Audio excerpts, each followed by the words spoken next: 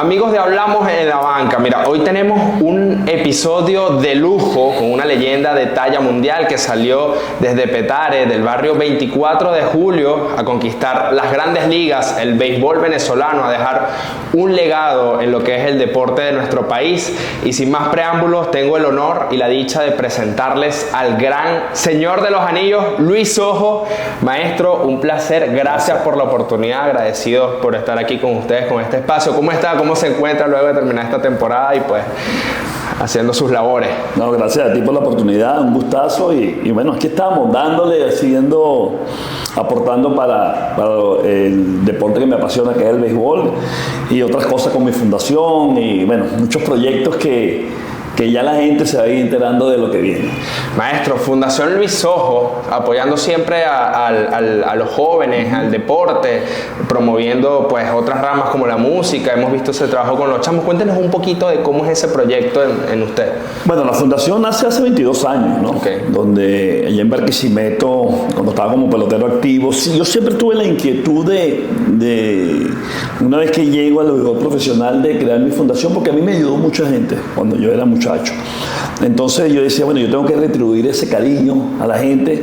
¿Y a quién más? A los niños que tienen ese sueño. Nosotros como niños no dejamos de soñar para lograr objetivos en la vida. Tuve la oportunidad de crear primero la escuela de béisbol menor Luis Sojo en Barquisimeto. En un momento tuve hasta 500 niños. Wow. Apoyándolo y todo eso acá en la chata, que bueno, ahí hicimos eventos donde estuvo Derek Jeter, Mariano Rivera, Robinson Canosa, personas que apoyaron a la fundación incondicionalmente. Y después bueno, vino la oportunidad de crear la fundación, donde muchos artistas, peloteros, basquetbolistas dentro del medio deportivo nos han apoyado y bueno, eso me tiene muy contento porque el lema nuestro es: lo hacemos por los niños. Ahorita, ojalá que cuando salga esta entrevista publicada, ya nosotros estemos viajando a Italia, la fundación va a Italia, una invitación que me hicieron, donde va a estar Omar Vizquel, va a estar el Duque Hernández, va a estar mi persona y vamos a apoyar un torneo que van a hacer allá y va a ser a beneficio de la fundación. Entonces, bueno, qué bonito que estas cosas estén pasando porque, como te dije, ¿no? Siempre y cuando nosotros podemos seguir apoyando a los niños, vamos a seguir trabajando. Qué gran labor, lo felicito por eso de antemano. Y bueno, preguntarle de niño, yo creo que la carrera de un beisbolista, de un músico, de un ingeniero, empieza desde niño porque es cuando empieza a soñar. Y quiero preguntarle cómo fue su infancia en Petare, en el barrio 24 de Julio, esa crianza, sus hermanos, su familia. Fue una infancia muy hermosa, de verdad que yo soy el menor de 6 hermanos y siempre, bueno, me inculcaron los valores familiares, que para mí fue fundamental. Mi hermano mayor, que ya no está con nosotros, siempre me inculcó el deporte y la parte musical, porque la gaita me arropa, ¿no? Más allá que la gente sabe que a mí me gusta mucho la salsa, claro, que soy salsero nato, pero mi amor por la música nace con la gaita. Wow. Imagínate, la gaita es oriunda de Maracaibo, ¿no? Y estar en Petare en un grupo de gaita, malo, de paso. Pero ahí empiezo con el tambor y la cosa y me enamoro de este género. Entonces, bueno, paralelamente siempre llevé el deporte con la música. En los barrios, ¿qué no se hace en los barrios? En los barrios lo que hacemos es improvisar. Y bueno, eso para mí fue una infancia muy hermosa donde, como te dije, los valores familiares fueron fundamentales para mí. ¿Hubo mucho sacrificio por parte de sus padres? Sí, mi papá, bueno, manejó un taxi para mantener 8 bocas. Pero fíjate, fue bonito porque sí había necesidades, pero éramos una familia muy feliz, muy unida. Claro. Como te dije, nosotros somos 6 y los últimos 3 quizás no pasamos la calamidad que pasaron los mayores. Claro. Porque en una oportunidad, en una entrevista dije que un día llegó mi papá y le preguntó a mi mamá qué había para comer y decía había un pimentón en la nevera. Entonces ella lo hizo Y eso comieron, y eso a mí me marcó para toda la vida. Yo decía, no, este tipo es mi héroe, mi papá es mi héroe, porque el otro día fue al mercado del portugués y le dijo, hizo mercado y le dio la cédula de identidad, que era el documento más preciado que había, más pesado que había en Venezuela. Y le dije, mi hermano, aquí está mi cédula, la vengo a buscar cuando te vaya a pagar, pero mis hijos no van a pasar más hambre. Y eso a mí me marcó. Entonces, bueno, de ahí cuando se mudan a Petare, que ya estamos todos juntos, yo estaba muy pequeño, obviamente, pero o sea, fue una infancia hermosa. Nosotros todos los fines de semana nos íbamos a Higuerote a visitar a mi abuela paterna. Entonces, bueno, todo ese tipo de cosas es lo que reconfortan a uno, ese mensaje que tú le das a tus hijos, a tus nietos. Yo tengo 4 nietos ya, están muy chiquitos, pero bueno, eventualmente en algún momento de su vida van a ver esta entrevista y que ojalá pueda lograr un impacto positivo en ellos también. ¿Cómo es esa transición de bueno, primero tener sus hijos, ahora a ser abuelo? No, mira, es una transición. Ya mis hijos, bueno, yo tengo, mi hija mayor tiene 35, mi hijo tiene 32 y tengo una niña de 17 años. Están grandes. Ahora tengo los nietos, el mayor tiene 4, tiene 3, una 2 y uno y medio.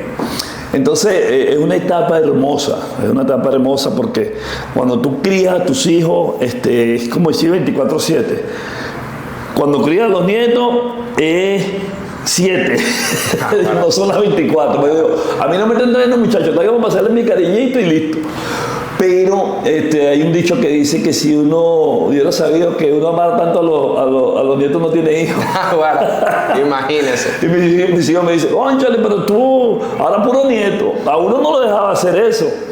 Y es verdad, pero es una etapa hermosa de la vida. Por eso dice, pero tú sí estás viejo. Pero llegar a viejo también es un proceso y una bendición poder llegar y vivir todas estas etapas de la vida. Yo creo que no es viejo, sino con juventud acumulada por ahí. Juventud acumulada. Por ahí eso está buena. La voy a anotar. Mire, maestro, ¿algún recuerdo de esa infancia jugando pelotica, béisbol? ¿Siempre se dedicó al béisbol desde pequeño? Toda la vida. Pero fíjate, yo fui multifacético por mi hermano. Mi hermano yo siempre, o sea, yo lo recuerdo siempre de esos momentos hermosos que vivimos, ¿no? Pero mi hermano jugaba todo, lo hacía malo, pero todo, o sea, claro. Béisbol, basquetbol, futbolito, todo. Y eso o sea, porque ese fue mi primer héroe deportivo, ¿me entiendes?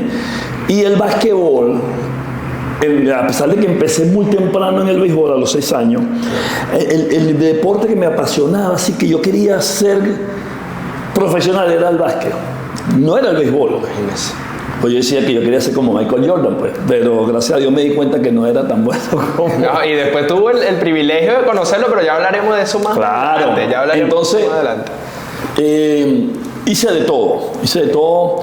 La pelotica de goma, obviamente en el barrio, se jugaba casi que en todas las esquinas. Nosotros teníamos la cancha de béisbol, que era la misma subida del barrio, y paralelamente una calle diagonal era la cancha de la Chapita.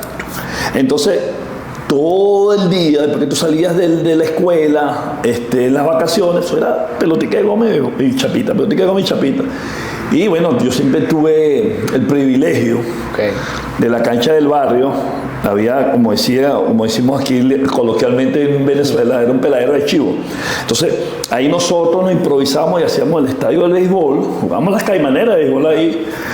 Y después, bueno, una vez hicieron como especie de una cancha de basquetbol, donde empezamos con una cesta de esa de leche.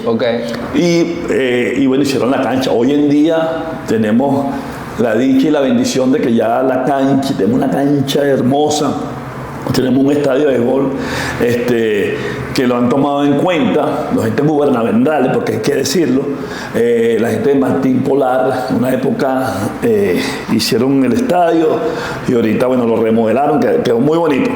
Entonces, bueno, siempre tuve, como decir, las canchas para practicar mi deporte, que eso para mí fue muy importante. Un privilegio. ¿Y en qué momento usted, muy joven o ya un poco mayor, empieza a ver que usted tiene pues el talento, el calibre y bueno, llega la oportunidad y usted dice, yo puedo vivir de esto? ¿En qué momento fue eso? Bueno, sí, eso fue, bueno, yo empiezo a los 16 años como... Yo nunca tuve como si esa gana de decir, bueno, ojalá me firmen, ojalá, ¿qué tal? No, o sea, eso para nosotros no era como la prioridad, ¿no? Pero tampoco era una superestrella, era un pelotero más. Y empezamos a los 16 años a visitar ciudades, porque antes no había academia. Y entonces, bueno, los scouts llegaban, mira, hay un scout en Valencia, hay un scout en Puerto La Cruz, hay un scout en... Y uno llegaba para atrás. Y ya después de los 18 años, porque yo me desarrollé tarde, o sea, a los 16 años no tenía ni el menor chance de firmar, porque las condiciones no estaban ahí, lento, flaco, no le daba la pelota con fuerza, no tenía nada. Pero después de los 18 empecé como a sobresalir en juvenil y un torneo amateur que hicieron en el barrio, entonces la gente empezó, chamo, pero tú eres bueno. Claro, tú le metes. Pero bueno, y me habían rechazado muchos equipos, claro, y muchos scouts, pero tú eres bueno, ¿por qué tal? Que no te han firmado. Y yo ni pendiente, de verdad. Hasta que, bueno, fui a Barquisimeto y ahí como que tuve el primer contacto con un scout ya de conversación. El señor Domingo Carrasquel me agarró y me dijo muchas cosas y empecé a creer como que, wow, pero verdad que yo puedo. Y bueno, imagínate, ya después pasaron un año y medio no pasaba nada. Nada. Él lo puso como en el mapa, pero no pasó nada. Después, bueno, vino la famosa visita nuevamente a Barquisimeto, ya con 19 años, y ya cerca de los 20, pero fui a acompañar a un amigo mío, Luis Tesma, y a los 2 días él lo cortan, se molestó el codo, y yo le dije, no, vámonos, yo me voy contigo. Pero yo practiqué ese día también. Y Domingo nos dijo, bueno, él se va, pero chequeen la lista los que se quedaron, porque eran muchos, pero eran como 140 peloteros.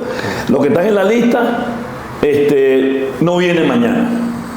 Y tú empiezas a ver la lista, 50, 40 personas, no aparezco, o sea que mañana tengo que venir. Y así sucesivamente. Después, al tercer día era, el que está en la lista es el que viene mañana. Y ya quedábamos como 20 personas. Ahí estaba Cristóbal Colón. Habían varios peloteros que firmaron también paralelamente conmigo. Y cuando ya tú empiezas como que, oye, pero estoy quedando entre los primeros 20, estoy quedando entre los 15, y después quedamos 7. Y de esos 7 me firmaron a mí nada más. O sea que tú dices que el tiempo de Dios es perfecto, definitivamente. Puedes de pasar tantas cosas malas, negativas, pero mentalmente yo siempre creí en mí, más que yo pensaba que no le da importancia en firmar, porque yo también quería darle la satisfacción a mi papá de que sí las cosas se pueden lograr, porque yo dejé los estudios, cosa que no le recomiendo a nadie, porque el deporte es transitorio y los estudios para toda la vida.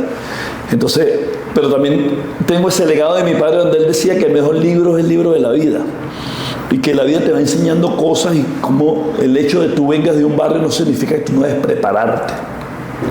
Y eso fue lo que yo hice con la vida. El béisbol me dio muchas oportunidades. Aprendí inglés, hice muchas cosas importantes, actualmente estoy en la comunicación, entonces esos aprendizajes dentro del béisbol me llevó a ser quizás la persona que soy actualmente, pero yo siempre me voy a petar a esos valores familiares, y que le doy gracias a Dios todos los días de mi vida por haber tenido esa familia, o la familia que tengo actualmente. Cuando usted visita actualmente Petare, cuando era jugador de los Yankees, de alguna organización de Grandes Ligas, estrella aquí en Venezuela, ¿qué pasa por la mente? Llegar a un sitio donde se pasó trabajo. Yo nunca dejé Petare. Okay. Nunca. De hecho, todavía voy a Petare. Yo juego, ahorita no estamos jugando porque la cancha la están remodelando, pero yo los lunes, cuando estoy en Venezuela, los lunes y los jueves jugamos basquetbol con los panas. Okay. Los panas que poco hay viejos también, ¿no? Y algunos chamos que... Pero entonces montamos su partidita y disfrutábamos. Y una cosa que cuando yo estaba en mi apogeo como pelotero, que yo llegaba al barrio, la gente me decía, chamo, ¿qué haces tú aquí? Yo le digo, ajá, ¿dónde vive tu hijo? No, yo vivo aquí. Bueno, yo viví 20 años en ese barrio, ¿entiendes? Y los mejores años de mi vida los pasé en ese barrio, como decía la famosa Malula. Me crié en el cerro. tú sabes quién es Malula, tú sabes quién es Malula. Un personaje de Radio Rochela. Y hacía Azocerro. Entonces ellos vivían en una fantasía y entonces criticaban mucho al gobierno y tal. Entonces al final ella decía, yo amo el cerro, me crié en el cerro, pero mi primer novio lo tuve en el cerro. Ay, pero con qué ganas me mudaría para el country club. No, entonces yo le digo eso a los chamos y tú no puedes dejar de dónde viniste, sin hipocresía, porque mi mejor amigo vive en el barrio. Tengo gente que se crió conmigo, entonces yo he llevado gente que me dice, yo quiero que no se Petare, vente para que tú veas. Porque cuando tú hablas de un barrio, la gente siempre piensa las cosas malas.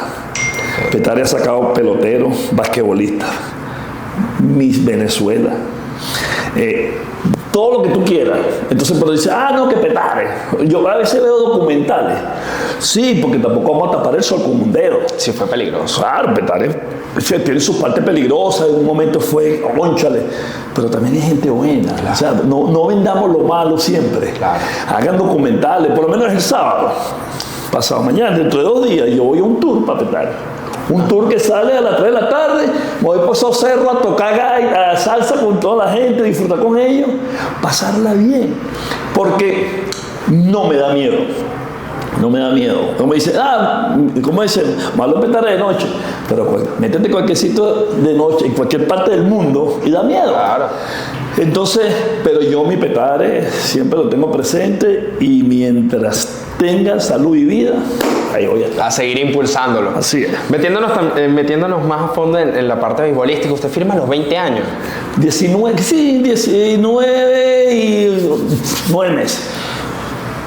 Actualmente, un jugador que pase de los 16 años, viejo, quizás no lo firma, no le dan esa oportunidad en casos muy puntuales, actual.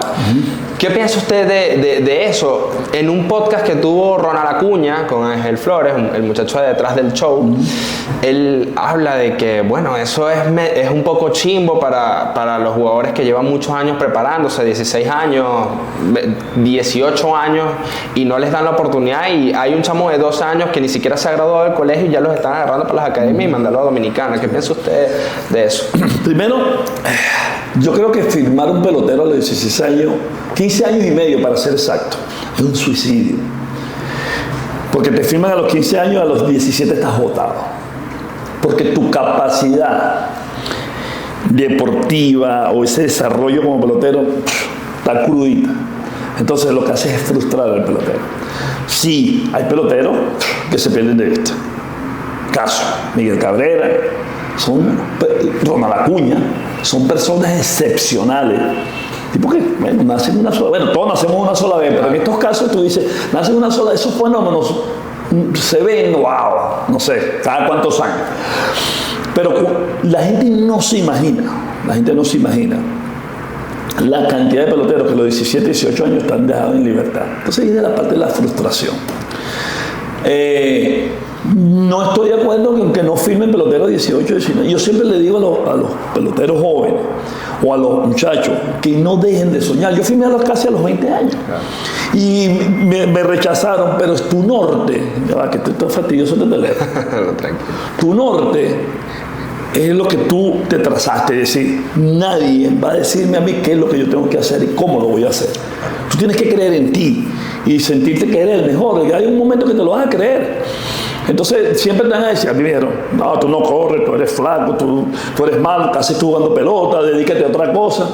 Y yo con la mente le decía, esas palabras te las vas a comer, esas palabras te las vas a comer. Y seguía trabajando. Y mientras más me ofendía, más me decían cosas, más trabajaba. Porque si tengo que decir que no era tampoco un tipo súper disciplinado, ¿entiendes? Claro. Pero tenía yo creo que la inteligencia, el corazón y lo demás, que no lo puedo decir en este prestigioso podcast, pero yo creo que eso es lo que me mantuvo a mí vivo, ¿no? Entonces, siguen trabajando, sigan trabajando que en cualquier momento le va a cumplir su sueño. Maestro, ahora usted llega a Estados Unidos, directo pasa por la Granja Dominicana. No, yo voy a Dominicana. Ok, va a Dominicana. ¿Cómo fue su estadía allí? Porque hay muchos peloteros que pues hablan de que la peor experiencia, desisten estando en Dominicana, y otros que su experiencia fue muy buena. ¿Cómo fue? Bueno, el que me diga que la experiencia dominicana hoy en día es una locura, el que está loco es él. Porque las academias, mira, excelentes condiciones, Wi-Fi, tienes todo, 7 papas al día. Las instalaciones ni se diga, las habitaciones, eso es como estar en un hotel 5 estrellas. Ahora, en mi etapa fue horrible. Yo estuve en no era una academia, era porque antes alquilaban. Yo tenía un terreno y con un estadio, y los Azulejos de Toronto me alquilaban a mí las instalaciones. Entonces, ahí yo dormía en un ranchito, porque donde estábamos era un edificio y yo era el único venezolano y había yo me metí en una tienda aquí y todos los días se me perdía una media. Oye, y me caía a trompar todos los días porque ¿qué haces tú con mi media? Y el tipo me puso en un ranchito por allá. Se iba a la luz todos los días a las 7 de la noche. El único que todos iban para su casa los viernes, el único que se quedaba ahí era yo. Y entonces llegaban los amigos del esclavo que me firmó, mira, tengo un señor venezolano, ven para que lo vea. Y tal, entonces los sábados, que era mi día libre, yo tenía que salir a coger rones y después tenía que, uno lavaba su pantalón, su cosa. Eso no lo proveía el equipo. No, eso era. Imagínate. Y era los Azulejos de Toronto. Pero yo dije, pero cago yo en Dominicana, si yo firmé con los Azulejos. Yo pensaba que me iban a llevar para Toronto de una vez. Pero fue un aprendizaje. ¿Entiendes? Porque cuando tú llegas a los Estados Unidos, tú dices, esto es lo que yo quería, para esto firmé yo. Aquí no me saca nadie ahora. Entonces, cuando tú pasas calamidades, cuando tú pasas cuestiones, porque cuando yo firmo con Cardenales de Lara me llevaron para Barinas también. Y ¿qué hago yo con los maiceros de Barinas si yo firmé con los Cardenales de Lara? ¿Cómo es esa historia? Eso fue, primero estaba la liga paralela, que llamaban. Entonces estaba Barinas, Rubio y San Cristóbal. En San Cristóbal estaba Caracas, Dos Tigres y La Guaira. En Rubio estaba Magallanes y en Barinas estaban los Cardenales de Lara. Entonces, eso fue un vacilón porque yo firmo y yo llamo a mi hermano, firmé, me firmaron. Cónchale, y yo me veía con ese uniforme Cardenales blanco con rojo. Y cuando llegué a Barinas, un bicho azul, un uniforme azul todo feo. Y yo, ¿qué hago yo aquí? Le digo al manager, jefe, pero yo firmé con Cardenales, yo no firmé con Maicero de Barinas. Y pues se echó a reír y dice, no, pues es que esta es la sucursal. Oye, ¿que tú crees que con Cardenales de una? Y eso fue una cosa loca. No tenía spy. Y, todo eso. Yo era un mes comiendo pastelito. Desayuno muy sincera. Correcto. Y entonces, que no me va a pesar antes, claro que me va a pesar antes. Pero esas son cosas que me fortalecieron a mí, definitivamente. Ya cuando yo llegué a Grandes Ligas, yo decía, no, Dios mío, ¿qué más le puedes pedir toda la vida? ¿Qué más le puedes pedir toda la vida si lograste tu sueño? Porque ya después tú empiezas a creer, más allá de que yo no quería firmar. Y para mí era firmar en Venezuela, ni siquiera firmar para los Estados Unidos, porque yo quería darle la satisfacción a mi papá. Pues mi papá me corrió de la casa porque yo no quise estudiar más. Aquí no se criaba algo, hermano. Aquí hay que estudiar y después trabajar y todo eso. Pero la intención mía era ayudar a mi papá, a mi mamá, tú sabes. Que en mi primer trabajo yo ganaba 240 bolívares y yo le daba 200 a mi mamá y yo me quedaba con 40 para ir para mi fiesta los fines de semana con los amigos, la playa. Y ese era mi objetivo, ni siquiera era, yo no tuve esa ambición de, ojalá me firmen, que yo para nada. Que Dios me bendijo, me sigue bendiciendo porque estoy en un deporte que amo y que me apasiona. Gracias. Luis, ¿recuerda el llamado a Grandes Ligas? No me voy a acordar si el manager y yo, como decimos aquí, éramos culebras. El manager, Bob Baylor, que después vino a dirigir a Venezuela con Lara. el tipo no me soportaba. ¿Por qué? Porque yo nunca fui un pelotero que corría. Okay. Yo no era rápido. Entonces yo bateaba y yo corría a mi capacidad. Y él sentía que yo, como decíamos en la pelota, o decimos, no joseaba la partida. No, o sea, no tenía ese esfuerzo, no ponía un esfuerzo. Y me sacaba de los partidos. Y entonces, ese año, yo estaba en entrenamiento de Grandes Ligas. Okay. Y en AAA hay periodistas. Ajá, en Sprint Training. No, en la temporada. En AAA, okay. En la temporada, en AAA. Cuando yo llegaba y me sacaban del partido, los periodistas bajaban. ¿Te subieron? No, ese desgraciado me sacó el juego porque no corrí duro.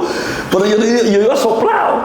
Y entonces el tipo me la aplicaba. Entonces yo me la enfrenté. Pero ¿por qué tú me sacas?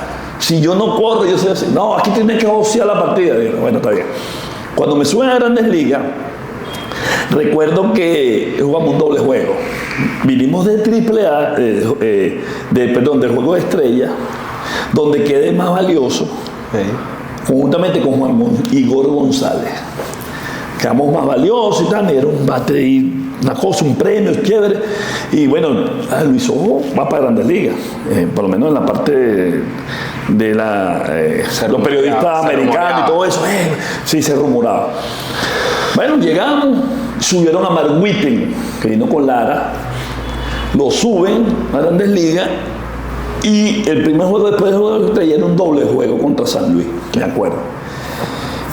Y ahí, después del primer juego, terminamos el segundo juego como a la 1 de la mañana. Y me dice uno de los coaches, me dice, mira, no te vayas que el manager quiere hablar contigo. Y yo empecé a rascarme la cabeza, ¿qué más dice este tipo ahora? Y yo me puse a pensar, ¿qué hice? Ya iba indispuesto. Sí, ¿qué hice? Yo no, si me dice algo lo voy a entrompacho. Y le digo, yo iba con toda la intención. No, ya me tenía harto. Entonces el tipo, se fue todo el mundo, 1:30, casi 2 de la mañana. Y yo sentado y esperando, bañado ya esperando. Finalmente el tipo abrió la puerta. Mira, ven acá. Y me hizo literalmente así.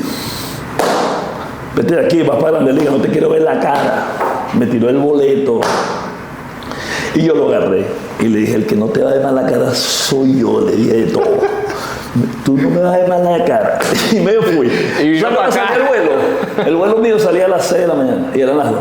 Me fui para el apartamento, recogí todo ahí mal y bueno, me fui. Claro, fue el vuelo más largo, pero el más corto porque yo no me lo creía hasta que llegué a Anaheim, porque mi casa en Petare no había teléfono. Mi hermano trabajaba en una empresa de un tío mío que se llama Minerva Film. Y ahí era que yo podía. Entonces, bueno, el cambio de hora, no, eso fue una locura.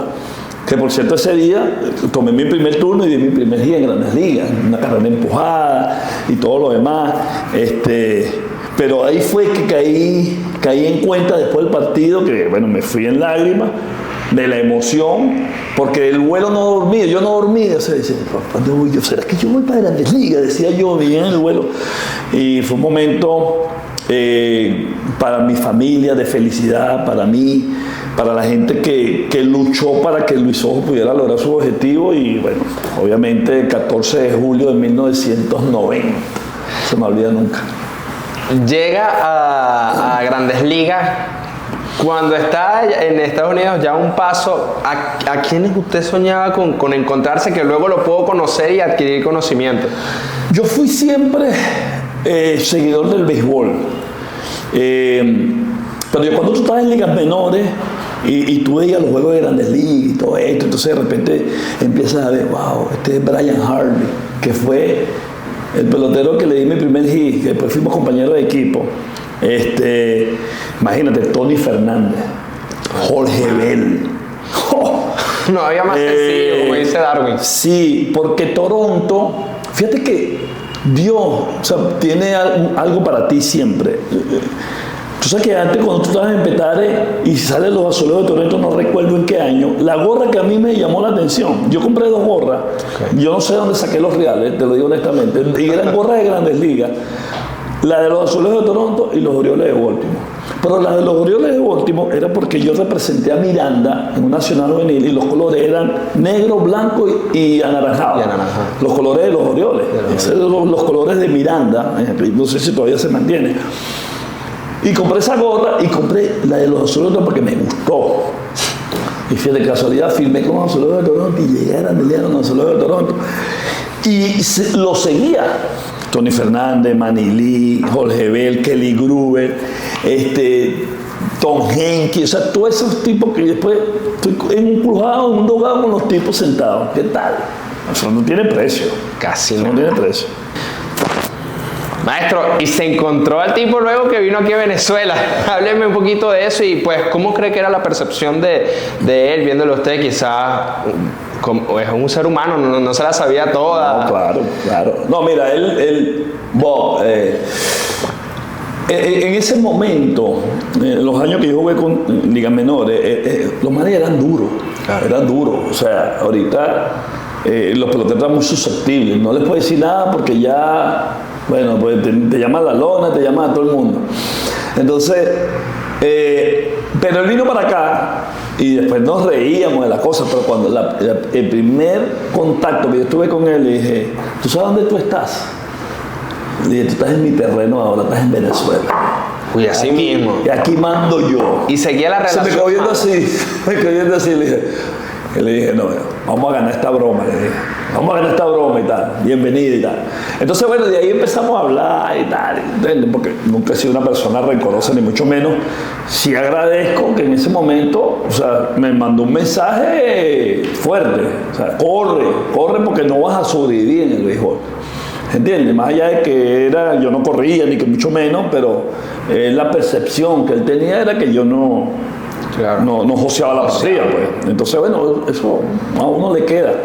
Pero después, bueno, yo ya estaba en Grandes Ligas, él llegó a Grandes Ligas también como coach, porque jugó Grandes Ligas, pero estaba como coach con los...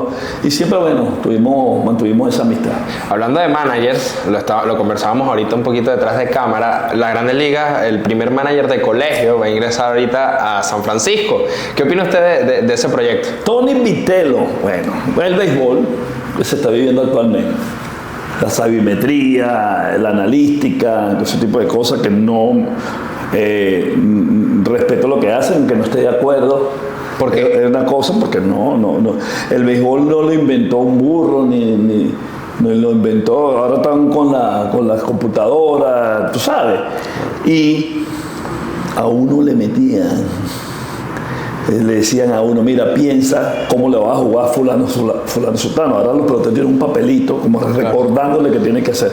¿Entiendes? El cartón. La computadora la inventó un ser humano, no la inventó un animal, ni nada extraño. Entonces, claro, te dan facilidades. Por eso que digo, yo respeto lo que hacen, pero yo digo que la parte del factor humano, es lo que gana los juegos y los torneos. Entonces, si la sabimetría, la analítica funcionara como se supone que debe hacer, los equipos, el último día de la temporada, todos los equipos están empatados. Pero todavía hay equipos que pierden 110 juegos, 100 juegos. Y con la misma tecnología que tienen los Yankees y los Dodgers, es lo mismo. Entonces, la información es necesaria, pero el factor humano es el que ejecuta y el que te da la victoria y también te puede dar una derrota. Hablando de San Francisco, me voy a salir un poquito de su carrera como jugador. Ahorita entramos de nuevo en eso. Se dio a conocer hace ya semanas que Luis Arraez forma parte de la organización por un año. Usted fue un bateador de contacto y quiero saber su opinión y su visión en tema de los contratos. Porque un jugador como Luis Arraez, campeón bate múltiples veces en Grandes Ligas, hasta el último día casi que de temporada muerta no tiene un equipo asegurado o firman por un año. No puedo entender, yo todavía no puedo entender. El mejor bateador, por lo menos, o de contacto, pues, claro. Vamos a llamarlo de esta manera. Pero tú no ganas 3 títulos de bateo en Grandes Ligas así porque, papá, hay que sacarle su plato aparte. Ahora, ¿qué pasa cuando dice, no, que no tiene posición, que el slugging percentage del tipo es bajo? Pero es que no le han dado el valor real. O una organización como los Yankees, por ejemplo, necesitan un Luis Arraez, primer bate. Claro. Pues tienes a Stanton, tienes a Josh, tienes al otro tipo. ¿Entiendes? Pero que te la pongan en juego. Claro. Entonces, dicen, claro, el tipo no va jonrón, está bien. Pero un equipo como los Padres de San Diego, lo pones de tercer bate, no le estás dando el valor real. Ponlo de primer bate y tienes a Tatí, tienes a Machado, que son los que tienen que impulsar las carreras. Ahora viene el caso, en estos días, creo que fue Alex Rodríguez, wow, que me encantó. Estaba hablando de Luis Arraez, ¿entiendes? Y si tú quieres, está hablando de Luis Arraez y también te hablo de los Yankees, okay, que en la época estaba Derek Jeter, estaba Chuck Knobloch, estaba Derek Jeter, y después veníamos mi persona, venía Teixeira, venía el otro, qué mantequilla, que Jeter y Chuck Knobloch siempre estaban en posición anotadora, porque le dieron, ese béisbol se acabó. Cuando tú ves a un analítico diciendo, yo lo vi con mis ojos, diciendo que Aaron, yo tenía que batear el primer bate porque tú puedes ganar 1-0, y eso es garantía. Para nada. No es garantía. Entonces, pero yo puedo un jonrón en el primer inning como lo puedo en el segundo inning, de primero o de tercer bate. O sea, entonces ese béisbol es el que tú, el old school, como le dicen así, de la guardia vieja, no, los conocedores del béisbol, ¿entiendes? No entendemos, porque los equipos se estructuran con velocidad, poder, defensa, ¿entiendes? Claro. Es una estructura. Ahorita no. Ahorita tú pones a los mejores bateadores arriba, que yo considero que son mejores bateadores. Aaron Judge, porque se convirtió en un monstruo. Yo lo pongo de ejemplo.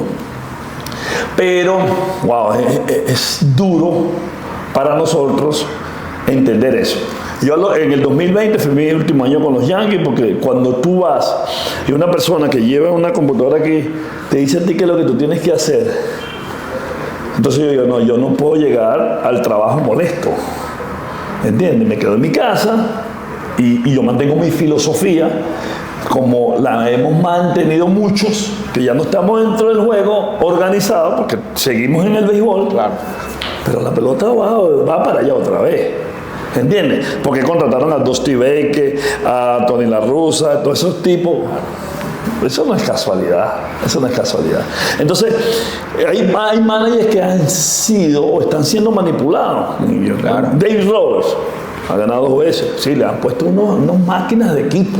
Pero es que para ganar tienes que invertir. Tienes el material. Aaron Boone, que la gente lo odia en Nueva York, dicen, hablan, tal. Pero Aaron Boone lo maneja, y para mí yo creo que es un buen manager. Pero es duro vivir bajo la sombra de una persona que te diga, toma, cela, y no. No. Porque el manager era la figura más importante de un equipo de béisbol. Hasta Joe Torre, creo que fue, Lupinella, esos monstruos. Cito Gaston. Eso era lo que mandaban ahí. Claro. Ahí no había nadie. Y para eso te estamos pagando 3 millones, 2 millones, 1 millón para que tú lleves a este equipo campeón. Entonces hay mucho que, mira, que tienes que ponerte de primero y a este de noveno porque por ser. Es que no. O sea, el juego es 27 outs, el que gane, haga más carrera gane, el que piche mejor, el que juegue defensa. Eso no lo va a cambiar nadie. Nadie lo va a cambiar. Luis Arraez. Este tema me estresa. No, y se extiende. Por supuesto, preguntarle, Luis Arraez en sus tiempos, sí, un contrato, ¿cuánto vale? Bueno, Luis Arraez. ¿Y de cuántos años? Luisito, bueno, mira, yo todavía no entiendo. Bueno, por ahí salió que la gente de San Felipe parece que le va a dar un par de años más. Ojalá, se lo merece. Es que se lo merece. Entonces, entonces cuando a ti te ponen la X en el pecho, eso se transmite a los otros 29 equipos. Claro. ¿Entiendes? Entonces, él se acostumbra al año a año y sigue bateando. Ya él batea 280, 290, 275. Es Luis Arraez. Claro. Pero todos sabemos la clase de habilidad que tiene y para batear. Y ahorita ojalá me lo pueda conseguir en el Clásico Mundial, que yo sé que me lo voy a conseguir. Y quiero saber su impresión de verdad, de pelotero a pelotero, claro, ¿entiendes? Claro. Dime cómo te sientes, porque él no debe sentirse bien, porque él dice, pero ¿qué tengo que hacer yo? ¿Qué tengo que hacer yo para que reconozcan mi valor? Sí, ya lo ha demostrado. Sí, está bien que no veo un tipo de 25 millones, 20 millones, pero no, él se merece un multianual. Y hablando de eso, usted en una entrevista con Pura Bulla, usted mencionó que en su carrera fue a Sprint Training a ganarse un puesto, a hacer el equipo casi que 11 veces consecutivas. ¿Cómo usted lo vive y cómo es esa presión mental de vivir año a año para buscar un puesto allí y nada regalado? No, bueno, presión como tal, no. ¿Sabes dónde había presión? Intentar, O cuando estaba buscando trabajo por ahí, ya estaba en Grandes Ligas, entonces, ¿qué hacía yo? Por ejemplo, fíjate, mira, tú vas a pelear el puesto con 5, esos 5 que están ahí, ¿sabes? Mi mentalidad era siempre, este es el loque, que estaba mi ropa, mi guante, mi bate y tal, y yo aquí. O sea, yo no tenía nada que ver con el mundo exterior, sino que tú vienes a pelear contigo mismo, tú no vas a pelear con nadie, tú vas a pelear contigo mismo. Y yo creo que esa fue mi fortaleza, la fortaleza mental, que yo decía, tú vas a pelear contigo, o sea, ellos saben lo que tienen que hacer, yo sé lo que yo voy a hacer. Y yo siempre jugaba para el manager y para mis compañeros.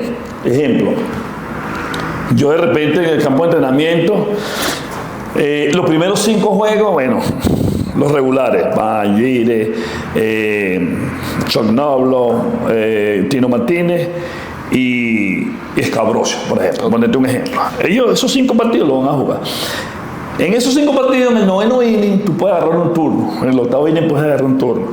Después del 6º día, te dicen, va a ovación mañana, pasa mañana juega segunda, el otro día juega tercera y así va, como utility. Pero esos 5 días, yo decía, ese turno que me están dando a mí, en esos 5 días, yo lo tomaba como que era el último turno que yo iba a agarrar. Y yo salía de ese crujado comiéndome el mundo. Cosa y error que cometen otros peloteros, o los peloteros jóvenes, que dicen, al tipo yo no le gusto, no me da chance. Claro, ¿cómo voy a batear si me está dando un turno? No, ese turno aprovéchalo. Claro. Aprovéchalo. Entonces, yo entendí cuál era mi rol dentro de Grandes, porque yo aquí pude ser una estrella en Venezuela. 5 títulos de bateo, tantos años jugando, batí bien todo el tiempo, pero cuando llegaba a Estados Unidos era uno más del montón. Entonces, ¿tú sabes qué es? Que puede ser frustrante llegar al campo de entrenamiento sin una garantía de contrato. Sino que yo me acostumbré a ir a un campo de entrenamiento a ganarme lo mío. A mí nadie me dio nada. Entonces, a mí me da risa cuando le dicen, ese tipo sí es soltario, se ganó 5 anillos, pero gánatelo. Claro. Pero no es que te ganaste los 5 anillos, es que lo trabajaste. Y tú sabes que ir a pelear un puesto 11 años consecutivos y que tú digas, me lo gané, no me lo dieron, ¿entiendes? Porque Bob Rogers, manager de los Angelinos, sí, no quería saber de Luis Ojo. Primero porque Luis Ojo era un tipo gordo, que no corría, que como ese tipo está en Grandes Ligas. Y al final del día, Bob Rogers, me equivoqué contigo. ¿Se lo dijo? Sí. Otros managers, ¿y este quién es? ¿Y este quién es? Entonces tú tenías que, quién es, demostrarle a ese manager que yo iba a ser un pelotero tuyo y que iba a ayudarte y te iba a aportar. ¿Entiendes? Cuando yo llegué a los Yankees, me cambiaron porque en el año 95 jugamos contra los Yankees, yo estaba con Seattle y eliminamos a los Yankees. Y a mí me agarraron, hay una cosa que mucha gente no sabe, hay peloteros que te agarran en las postemporadas o antes de la postemporada para que otro equipo no te agarre y le eche la broma, como hicimos nosotros en el 2000 con Canseco. Okay. Canseco supuestamente lo iba a agarrar Boston y los Yankees que tenían la opción y lo agarraron, lo firmaron. Ok. En waivers, se llama el famoso waiver ese que tú lo puedes agarrar después del que vienen los cambios. Okay. En el 96, Seattle me deja libre, me ponen waivers y los Yankees me agarran. ¿Qué pasa? Yo llego a los Yankees, ¿quién estaba? Tino Martínez, que fue mi compañero por 3 años en Seattle. Y yo no jugaba. Yo llegué ahí y no jugaba. Y ponían a un muchacho que se llama Andy Fox, que vino con los Tigres de Aragua, y lo ponían a jugar defensa. Y yo decía, no, pero yo voy a tener que retirar porque ese no es mejor que yo nunca. ¿Te entiendes? Tú tienes que saber contar también. Ese tipo no es mejor que yo. Y llegó un momento que Tino Martínez me llama y me dice, él y yo jugamos paralelamente, o sea, Tino y yo nos entendíamos tanto, y él decía que no había visto una segunda base como yo. Okay. Imagínate tú. Imagínese. Y yo nunca fui una estrella defensivamente, ¿cómo se llama? Cumplía. Regular. Claro, a ver, cumplía el trabajo. Pero no era un plus, un Omar Vizquel, no. Claro. Pero hacía mi trabajo. Pero a Tino le encantaba cuando yo jugaba al segundo, los doble play eso sí, era bueno haciendo doble play. Concretaba doble play. Ah, sí. Eso era así. Entonces Tino me dice, Luis, ¿tú estás bien? Y yo digo, sí, ¿por qué? ¿Por qué este tipo no te pone a jugar? Ah, no sé, porque él es el manager. Claro. Porque estaba Mariano Duncan y Mariano no tenía esa facultad para jugar segunda, entonces siempre lo sacaban de defensa. Y no sé qué, 2 días después, Sojo va para segunda. Al otro día Sojo va para segunda. Me dieron un juego en segunda. Y yo le digo, Tino, ¿tú hablaste con Joe Torre? Yo, no. Claro que habló con él. Le digo, ese tipo es un pelotero, el tipo se faja. Después me enteré que sí fue verdad. Y Joe Torre, empiezo yo a hablar, el tipo empieza a hablar conmigo y tal, mira Luis, y Ciara, que es cierto, y la cosa que pasó ahí, no sé, me dejaron libre, me llegó un tal muerto ahí que se llama Alex Rodríguez, me quitó el puesto, y yo no sé. Casi nada. Un muerto. Bueno, porque ese es otro cuento. Sí, no, ese es otro cuento. Entonces yo me dice, wow, no, pero tú te ves bien, ¿qué tal? Entonces, mantente ahí, que vas a estar jugando tus 2 jueguitos a la semana. Y llegó un momento que yo Torre, sin chinazo, se enamoró de mí. Okay. O sea, era un tipo que hablaba conmigo todos los días y me decía, ¿cómo te sientes y tal? ¿Todo bien? Vas a jugar aquí, vas a jugar esto. Hicimos una gran relación. Y bueno, de ahí lo demás historia, pero es eso, tú tienes que ganarte la confianza del manager y que ellos sepan que tú estás ahí para ellos. Claro. Esa es la clave, igual de consejo para todos los chamos. Sí, señor. Usted ha sido pupilo, manejado por Joe Torre, Cito Gaston, Lu Piniella. Para usted, ¿cuál ha sido el mejor en su carrera, el que más ha influenciado? Definitivamente Lu Piniella. Para mí. Lu Piniella, por encima de Joe Torre. Por encima, porque es que Joe Torre era psicólogo, él no era manager. Él sabía manejar caracteres. Él tenía un asesor en Don Zimmer. Y manejaban su juego en muchas ocasiones manipulado por Don Zimmer, que es una institución. Entonces esa combinación fue fundamental. Yo Torres te llamaba a la oficina y tú no. La gente no se daba cuenta, ni los periodistas, ni los peloteros, nadie. Eso era una reunión a puerta cerrada. Increíble. Y él sabía manejar esos caracteres, muy bueno. Pero beisbolísticamente hablando, Lu Piniella era un zorro viejo.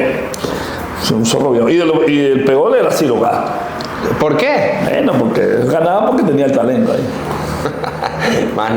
Ok, Lu Piniella, mejor para usted, el que más influenció en su carrera. No, ¿qué más influenció? Por lo menos en la parte beisbolística, dirigir un partido fue el que más me llamó la atención. Sí. Y por eso es que he dicho, o sea, yo tuve en Lu Piniella la agresividad y en Joe Torre la paciencia, cosas que llevé como manager en mi tiempo cuando dirigía, ¿no? Que todavía no estoy retirado, ojo. Claro. Pero siempre lo puse a práctica, ¿entiendes? Y en Venezuela tuve a Domingo Carrasquel en la parte de la agresividad, de cómo enfrentar al jugador y la tranquilidad de mi gran amigo Malavé, que en paz descansa, que fue una persona para mí muy importante, ¿no? en mi carrera, desde como pelotero, después fue coach mío, después fue manager y después fue mi coach de banca. O sea, imagínate la importancia que tenía este caballero para mí. Entonces, de todo ello aprendí un poco y bueno, aquí estoy todavía. Qué bueno. Hábleme de ese cuento con Alex Rodríguez, ¿cómo que novatico? No, porque en el 95 yo termino jugando, ¿cierto? Alex lo sube en el 95. Ok. Estaba Félix Fermín, que fue un gran campo corto. Entonces, Lupinela tenía como esa incertidumbre, quién va a jugar, quién no. Al final de la temporada, en el 95, yo me quedo con la posición. Fue una de mis mejores temporadas en Grandes Ligas.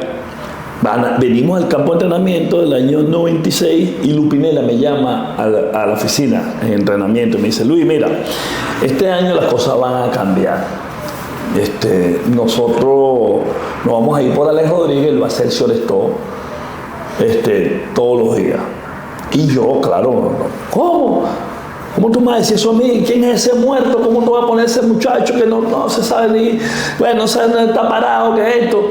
Y bueno, ese año, novato del año, 300 y pico, 30 y pico horror. Y bueno, imagínate, ¿qué caballo soy yo? ¿Qué te pasa? Pero, bueno, vale, obviamente desde que estaba de chamo siempre mostró esa capacidad, pero en ese momento yo sentía que yo estaba, que era mi momento, pues, claro, ya me había ganado el puesto, por así decirlo. Pero la pelota es así, ¿entiendes? Yo como hablo, vuelvo a la X, cuando te marcan y te dicen tú eres utility, no, bueno, ni que te canten un bolero, como dice el dicho. Alex Rodríguez habla muy bien de usted, Derek Jeter, sus compañeros en los Yankees con los que hizo historia, pero hay una anécdota que Alex comentó en su podcast con Jeter, que es que usted se lo comió vivo por no concretar un doble play, asegurando una out en primera. ¿Qué pasó ahí? Eso fue algo muy, muy cómico porque eso me lo hizo a mí Tony Fernández. Ok. Tú escuchabas, hey, make sure you get one. Asegúrate que hacer un solo out. Y Tony me dijo, no. Cuando tú escuches eso, haz caso omiso. Y me dijo, y fíjate, en mi caso fue que él me lo dijo, no es que me pasó.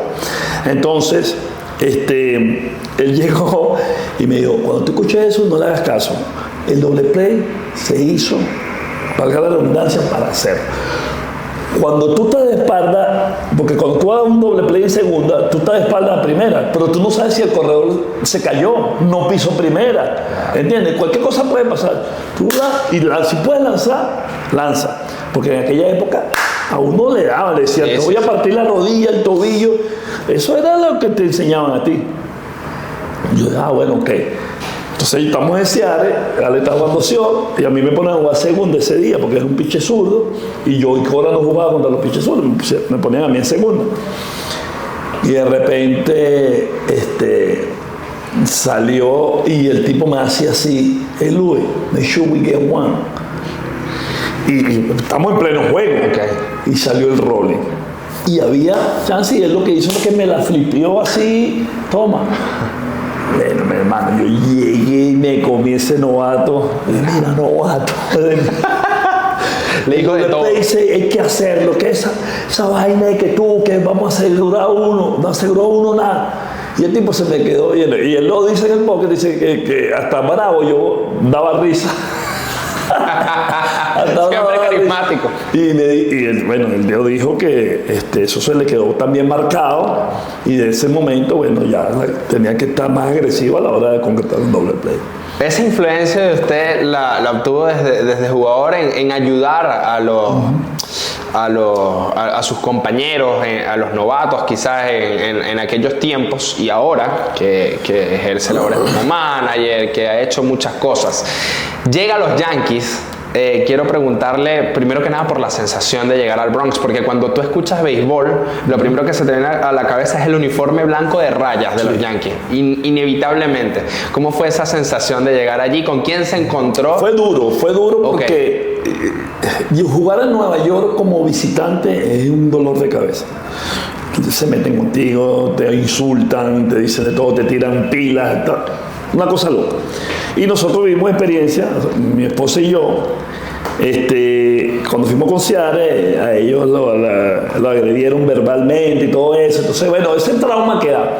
Cuando me cambian a Nueva York, ella no quería ir para Nueva York, porque ¿qué tal? Y yo no estaba muy motivado tampoco. Okay. Pero cuando llegué al crujado me di cuenta de muchas cosas. De hecho, yo digo con mucho respeto a los demás equipos que Y yo dije, wow, por fin llegué a Grandes Ligas. Cuando llega a los Yankees. Por el trato. Ok. Entonces, cuando llegué a los Yankees, vi a Joe DiMaggio, vi a Whitey Ford, vi a Yogi Berra, vi a Reggie Jackson, Phil Rizzuto en un solo día. ¿A toda esa leyenda? Porque era el día de Joe DiMaggio. Oh. Y yo, acá por Petare, esta película, yo vi a esto, ¿entiendes? Entonces, yo dije, bueno, ¿qué es esto, Dios mío? Y yo recuerdo que el primer partido, yo nunca bajaba media hora, 35 minutos antes de los partidos. Yo siempre bajaba antes, 10, 15 minutos antes del juego, hacía mis 2, 3 sprints y listo para jugar. Y ese día me puse el uniforme, me senté en el dogal y me puse a verme el uniforme de raya. Y yo decía, los Yankees de Nueva York, o sea, ya va, ¿qué es esto? Tantas películas que tú viste y todo eso. Claro.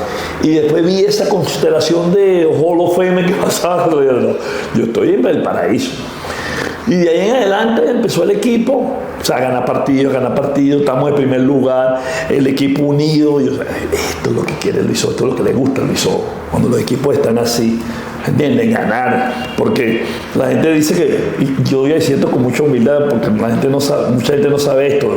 La gente me llama el Señor de los Anillos porque yo gané 5 series mundiales, pero yo tengo 23 anillos. Claro. De toda mi carrera, desde clase A, pero no jugué rookie, y todas las ligas que he pasado son manager, 23 anillos. Entonces, yo me acostumbré a ganar. Y yo he tenido fracasos, vengo de 2 fracasos como gerente. Pero eso no te quita tu legado, ¿entiendes? Claro. Y mentalmente, cuando tú te preparas para una temporada, yo siempre me preparo para el éxito. O sea, yo no creo no hay frustraciones, no hay, ¿cómo te digo? Decepciones, no hay, ¿cómo te digo? Fracaso. Es una palabra, porque el fracaso tú tienes que sacar lo bueno, de las decepciones, de la frustración tienes que sacar lo bueno. Siempre hay algo bueno de eso y un aprendizaje. Y es lo que he hecho yo en mi carrera. Entonces, siempre he creído en el éxito, Y cuando llegué a los Yankees, vinieron éxito tras éxito tras éxito. Y eso te fortalece mentalmente para hacer cosas, ¿no? Cosas importantes. Y por eso que yo siempre digo, yo soy un bendecido, gracias a Dios por darme la vida, gracias a mis padres y a esa familia que tuve siempre, porque no le puedo pedir más a la vida. La vida siempre me ha dado cosas importantes y hay que seguir aprovechándole hasta que Dios diga, ya, papacito, véngase conmigo. Usted tiene la oportunidad de ayudar a Derek Jeter para concretar. Él tenía fallos en el doble play. Cuéntenos un poquito de eso, y él habla muy bien de usted. También preguntarle si mantienen contacto, se escriben, no sé. Yo no molesto a nadie ahorita porque la gente cree que tú le vas a pedir real. Pero cuando yo le escribo a Jeter, a los 2 minutos me responde. Wow. Le escribo a Mariano Rivera, hermano, si vende, pero son cosas puntuales. Claro. Hola, hermano, bendiciones a la familia. Que Dios bendiga. Mariano, por ejemplo, hermano. Le escribo a Bernie Williams hoy y te responde el 31 de diciembre y dice, ¿tú me escribiste ayer? Bernie, hace 8 meses que te escribí. No, a ver. Fíjate la diferencia, ¿no? Pero siempre que hay un acontecimiento familiar, siempre que hay algo que ellos le esté yendo bien, yo siempre le doy ese espaldarazo y decir, hermano, qué bueno, felicidades. El Duque Hernández,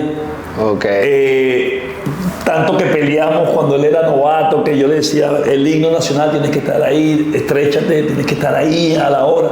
Bueno, pero tú lo hagas conmigo, yo soy novato, mira, novato, no me hables y tal. Hoy en día, bueno, somos grandes panas, Ramiro Mendoza. Yo tengo el teléfono de todos, de todo, pero siempre mensajes. Pero el caso de Jeter, cada vez que le escribo, hermano, ¿cómo está todo? ¿Todo bien? Saludos a la familia. No nos ponemos a hablar ni nada, sino más muy familiarmente. Qué bien, qué bueno. ¿Y cómo lo ayudó usted? Cuéntanos un poquito. Lo ayudé, en realidad no lo ayudé, porque él era una persona que captaba las cosas muy rápido. Jorge Posada, su gran amigo, me dijo, Luis, ayúdalo. Okay. Yo tenía como 4 días en el equipo. Ayúdalo porque ese tipo lo van a matar. Mira cómo hace el doble play. Y me puse a analizarlo. Y él, el doble play, tú pisabas y te ibas hacia, como hacia el right field, girabas el cuerpo y tirabas a primera, el del shortstop. Él se iba hacia el corredor.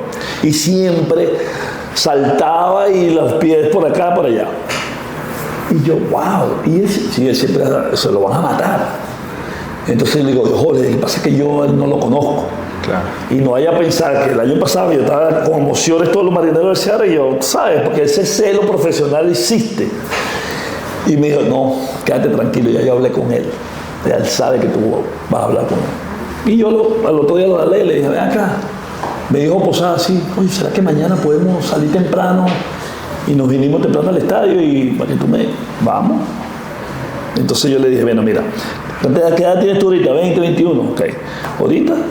Porque tienes la juventud. Claro. Pero hay un momento que tengas 30 años, no vas a poder, te van a matar y todo. Entonces, bueno, ¿qué me sugieres tú? Eso fue lo que me preguntó. Yo le dije, ok. Porque antes tú pasabas el pie, a veces ni pisaba la base y ya la Balbi lo estaba cantando. Ahorita tienes que pisarla por la repetición y todo eso. Claro. Pasa tu pie por ahí, tranquilo. Es que no puedo. Yo no me siento pasar el pie por ahí porque, o sea, no me siento cómodo. Y yo dije, bueno, vamos a hacer algo. Pisa la base, montas el pie, okay. Te impulsas hacia el right field y giras y lanzas a primera. Ah, ok. Vamos a hacerlo en cámara lenta. Eso fue lo que yo le dije, más nada. Lo demás lo hizo él. Entonces, pisó, se echó un poquito hacia acá, giró y lanzó. Y le dije, vamos a hacer ese ejercicio 4 o 5 veces. Lento, cámara lenta. Y después lo va a hacer cámara rápida. El tipo lo agarró así. Back to McDowell. To second for one. Jeter, the strong throw. Wow, in time. De ahí eso fue todo. Caballo. Pero ese todo me costó a mí un mes yendo todo. Yo nunca llegaba temprano al estadio. Eso también a las 2:30 del día me tienes que pagar, mira, almuerzo, me tienes que buscar después de la práctica un sándwich de jamón y queso, todo eso. Y el tipo, dale, yo soy, dale. Yo mismo soy. Y entonces eso era todos los días. Que eso también me trajo, no problema, con Willy Randolph. Okay. Era el coach de tercera y era el coach de infield. Me dice, ¿qué le dijiste tú al tipo? Y yo, simplemente me preguntó, y si yo puedo ayudar a mi compañero, lo voy a hacer. Y yo le dije, no, déjalo tranquilo que él está ayudando, me está ayudando. Uf, y le dije, porque si tú eres el coach de infield, tú tienes que saber esas cosas. ¿Entiendes? Wow. Y ayudar al tipo. Y entonces, bueno, nos quedamos. Y eso después de ese mes, y él también lo decía, nosotros nos poníamos a hacer competencia. Okay. Ante los partidos cogiendo roles, el que hiciera más errores. El que hiciera más errores tenía que pagar la cena o tenía que llevarte algo para el loque. ¿Qué quieres? Tráeme un café o tráeme un sándwich de maní. Claro, penitencia. No, y entonces, bueno, él le encantaba y bueno, eso fue... de verdad que Gire era una persona que todo lo agarraba rápido. Era un pelotero muy inteligente. Increíble. Más de una década en Grandes Ligas. Ya lo hablamos de que puedo coincidir con muchas superestrellas. Para usted, ¿cuál es el mejor jugador de la historia que usted haya visto en las Grandes Ligas? Vamos a meternos en problemas. No, es que, bueno, el mejor pelotero como tal, yo creo que no ha existido todavía. Okay. Pero si puedo decir, en Pura Bulla. Fíjate que le estamos dando propaganda a Pura Bulla, así que tienen que seguir este podcast, Pura Bulla, ¿viste? Darwin y Pablo Machado. Ídolo. Pero yo dije que Venezuela no ha parido un mejor bateador. ¿Me entiendes? Que Miguel Cabrera. Ah, ok. Bateador, yo tengo que concretar. Un mejor shortstop que Omar Vizquel, como campo corto defensivo. Entonces, cuando tú combinas, wow. Alex Rodríguez fue un pelotero completo, pero no fue el mejor pelotero de la historia. Que vieron mis ojos, que me impresionó, fue Ken Griffey Jr. En su prime, en su mejor momento. El tipo hacía de todo. Y no quería hacer de todo. Porque si él hubiera querido, se roba 50 bases todos los años. Pero él llegaba a primera base, ¡Pafeito! Y empezaba a echar broma y tal. ¿Entiendes? Bateaba 300, sacaba 30, 40 jonrones. En aquella época, esos bates malos. ¿Entiendes? Entonces, pero pelotero que a mí me impresionó y todo lo hacía feo. Derek Jeter. Que es el único pelotero que yo respeto. Fíjate que esta palabra es dura. Eso está... Pero es un tipo que se preocupa más por ti que por él. Porque el líder no es el que forma lío, líder no es el que dice yo soy el capitán, líder es el que hace que el pelotero, el otro pelotero, sea bueno alrededor tuyo. Ese es un líder. Eso era Derek Jeter.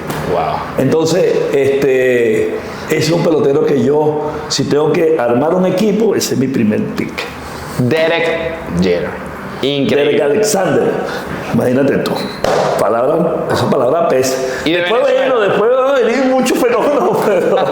¿Y de Venezuela? ¿El más completo o el mejor que usted haya visto? Robert Alexander Pérez Jiménez.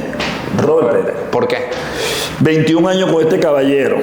1300 y pico y 700 y pico de carrera impulsada porque me lo dijo en este día. 500 y pico de doble. ¿Entiendes? Todo el mundo, o sea, ojo, esto lo digo yo. Fíjate que Víctor Davalillo, 1500 hits, 30 temporadas y todo lo demás. Pero lo que hizo Robert fue algo que a mí me impresionó. Un tipo que su disciplina, su dedicación, siempre quería dar mejor. O sea, y ahí están los números. O sea, no lo digo yo porque es mi compadre, que lo amo, lo quiero, es mi hermano. Al igual que Giovanni Carrara, porque bueno, eso también fue un lío. Pero yo lo vi con mis ojos. Y los números están ahí, que la gente muchas veces obvia eso. Cuando se abre la historia, ustedes pongan el nombrecito y van a salir los números nada más. Los números están ahí, eso no lo va a cambiar nadie. Y fue lo mejor. Ojo, que hay muchos peloteros venezolanos, mejor que Robert Pérez, mucho. Pero lo que yo vi en esta liga, no hay un pelotero mejor que él. En esta liga. Y entonces también hay que tener cuidado cuando uno dice las cosas. ¿Entiendes? Claro. Hablemos un poquito de su faceta como manager. Clásico mundial, campeón con Magallanes, ha manejado otros equipos. ¿Cómo es ser manager en Venezuela y cómo califica usted hasta ahora su carrera como manager? Bueno, ha sido una carrera exitosa, porque el éxito no es que tú ganes campeonato, ¿me entiendes? Es crear un impacto positivo en peloteros. Y eso es lo que yo creo que ha sido mi virtud. Crear impacto positivo en pelotero, porque ganar campeonatos es demasiado difícil. La gente cree que eso es soplar, eso es una botella. No, es muy difícil. Es un proyecto que se va desarrollando y es una cuestión de un proceso. Eso no es un año que contrataste a Yadier Molina y ganaste. Sí, está bien, tiene su mérito. El año con La Guaira, agarramos a Osvaldo Guillén y ganó con La Guaira. Pero estos son proyectos que para mí lo más importante es que el pelotero entienda tu filosofía y de cómo se pueden lograr las cosas. Que no se logró el objetivo. Bueno, eso es algo que nadie sabe. Usted sabe cómo empieza, pero no sabe cómo termina, ¿entiendes? Pero mi carrera como manager, yo la he calificado, bueno, exitosa, okay. ¿Entiendes? Porque además que el récord también lo dice.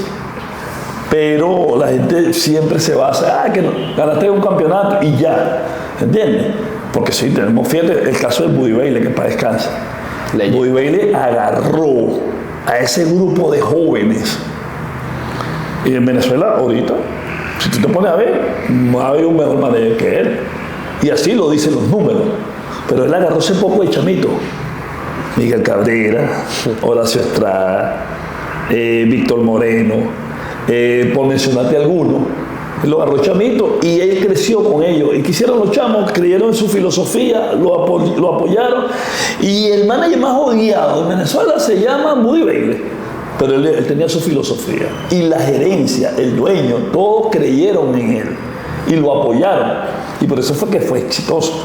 Esto se ha perdido aquí, actualmente. ¿Entiendes? Hoy está un manager, mañana lo votan. Entonces, no hay un seguimiento, un proceso de larga duración. Fíjate el caso de Alguacil pasó todas las veces, tuvo 2 años, cumplió un ciclo, fuera. Eso es así.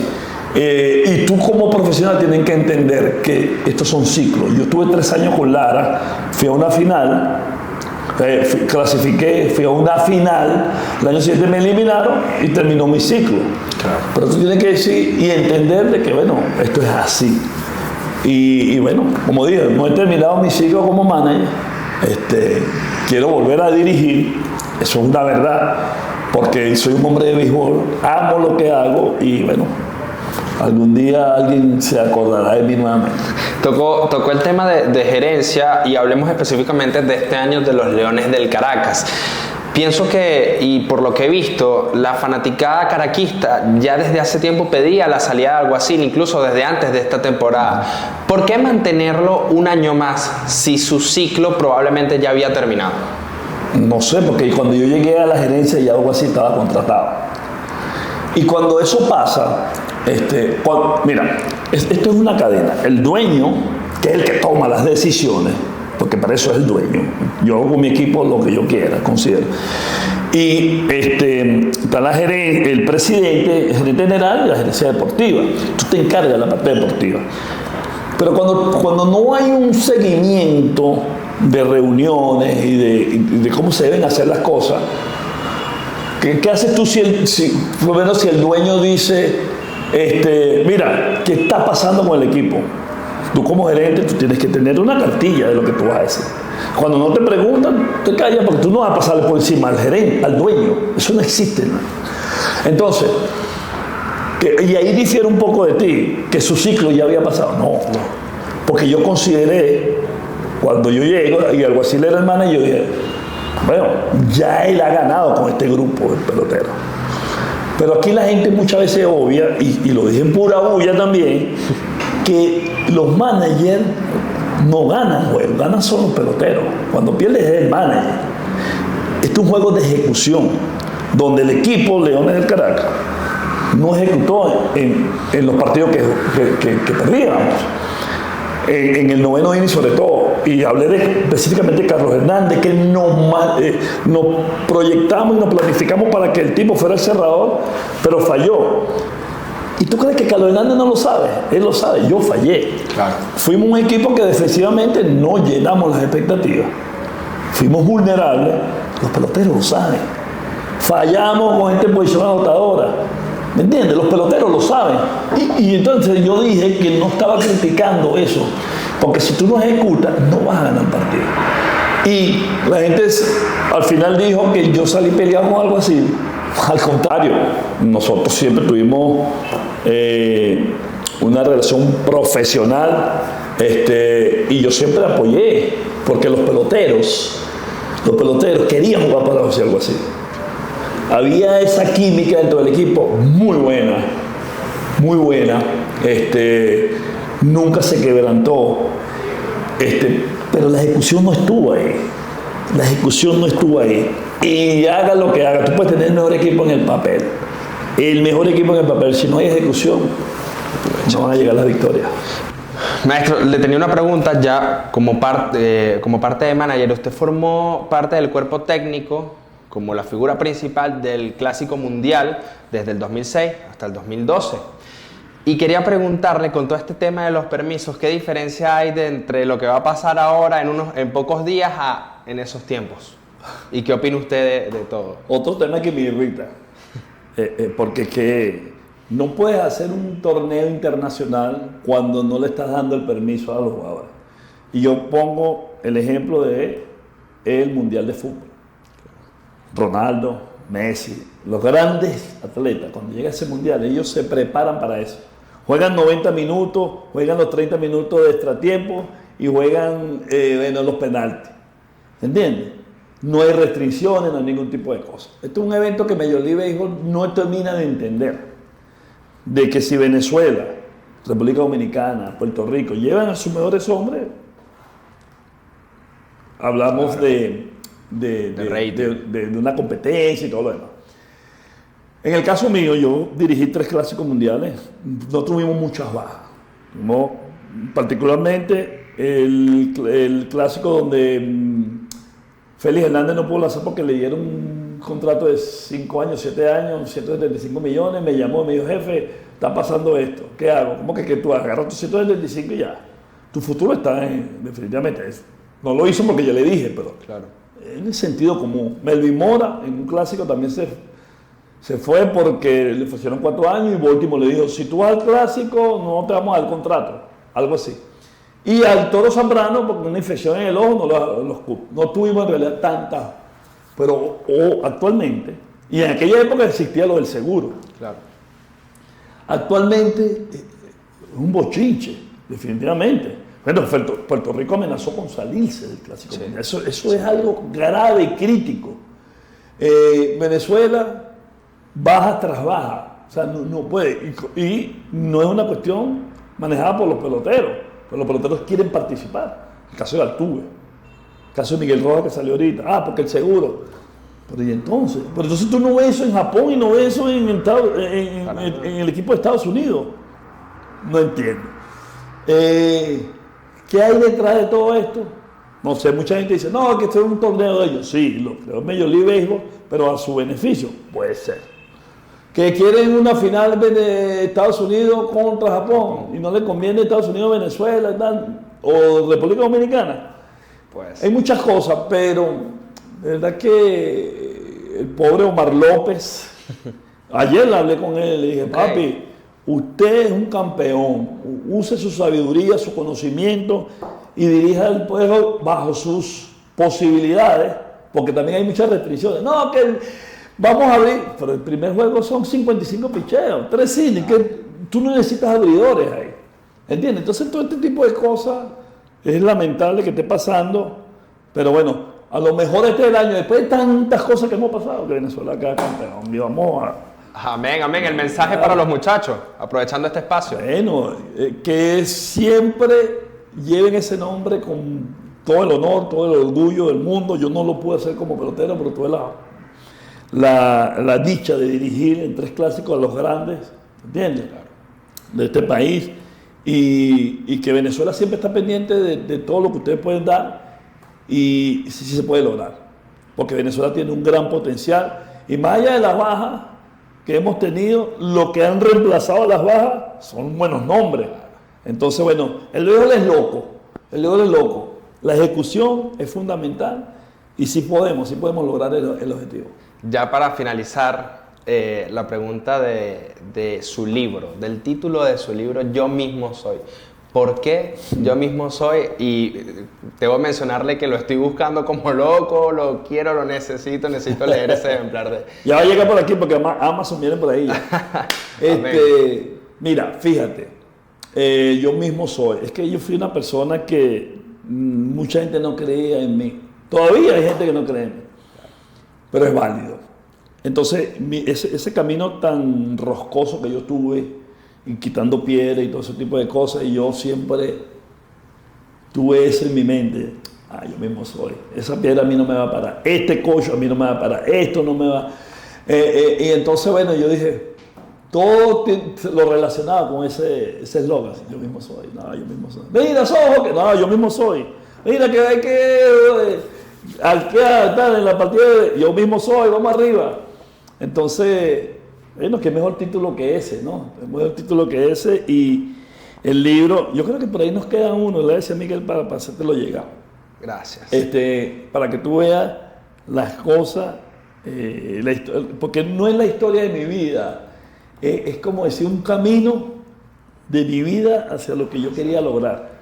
Y la gente se ha identificado mucho con esto y he tenido gente que ha tenido el libro, le dije, tú puedes creer que lo leí en 45 minutos. No pude aguantar las 140 páginas que tiene el libro. Es decir, mañana leo 4 más. ¿Eso era? De una. Entonces, bueno, qué bueno, ese es el mensaje que yo quería enviar. No, que bien, de verdad le agradezco por el espacio, le deseo mucha vida y salud, que eso es lo más importante. Y bueno, ya esta sí es la última pregunta. Yo siempre a mis invitados les pregunto, ¿cuál es su próximo objetivo o su sueño? Porque usted lo ha logrado, la gente puede decir que lo ha logrado todo, pero todavía quedan metas y la vida se trata de eso, de cumplir sueños y objetivos. ¿Cuál es el próximo objetivo o sueño más grande de Luis Sojo no tiene sueño, ya no sueño, Okay. pero tengo muchos objetivos y mi objetivo es la vida. Lo que la vida me depare, yo simple y llanamente le saco provecho. Yo soy un hombre que sueño, en el sentido de que yo lo que pido es salud para hacer cosas. La gente me pregunta, chamo, ¿cómo haces tú? ¿Cómo haces tú para estar tan activo, haciendo cosas y todo este tipo de... Yo soy una persona muy hiperactiva, yo no puedo estar en mi casa. Y mi esposa lo sabe. Yo estoy en la casa y paso un mes en Tampa y me dice, ¿ya te quieres ir? ¿Verdad? Sí. Y Venezuela se presta para todas estas cosas, ¿no? Pero yo simple y llanamente vivo el día a día con mucha energía, con mucho amor y dándole cariño y bendiciones al prójimo para que también logre sus objetivos en la vida. Maestro, muchísimas gracias nuevamente por la oportunidad. Espero que haya sido un espacio. ¿Cómo se llama el programa? Hablamos en la banca. Hablamos en la banca. Apoyen a este proyecto, ¿ok? Gente joven, gente emprendedora que quiere cosas buenas para el país y estos programas van a conocer muchas cosas positivas de personas como nosotros que en un momento tuvimos ese sueño y lo pudimos lograr. Así que desde la banca para adelante, un abrazo. Mana, muchas gracias, maestro. Gracias por la oportunidad. Esto ha sido el 4º episodio de Hablamos en la Banca con la leyenda de leyendas, Luis Sojo. Genial.